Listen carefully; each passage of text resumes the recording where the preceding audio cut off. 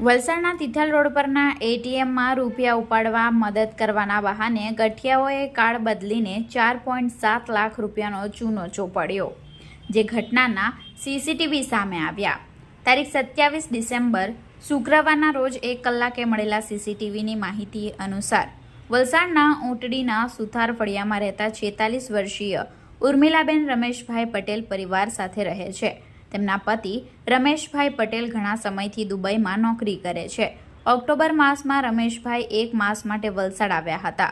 21 ડિસેમ્બરના રોજ દુબઈ જવા રવાના થયા હતા।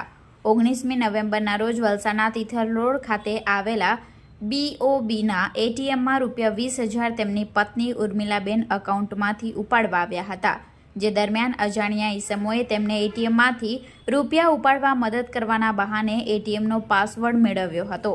રમેશભાઈની નજર ચૂકવી તેમના એટીએમ બદલી નાખ્યો હતો, જે બાદ અજાણ્યા ઈસમોએ અલગ અલગ જગ્યાએથી રૂપિયા ઉપાડ્યા હતા।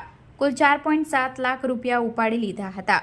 ઉર્મિલાબેનને 25મી નવેમ્બર 2024ના રોજ તેમને રૂપિયા 40,000ની જરૂર પડતા રૂપિયા 40,000 બેંકમાં ચેક મારફતે ઉપાડ્યા હતા। ત્યારે બેંકના કર્મચારીએ ઉર્મિલાબેનને તેમના ખાતામાં માત્ર 4 રૂપિયા બચ્યા હોવાનું જણાવતા તેમના પગ નીચેથી જમીન ખસકી ગઈ હતી।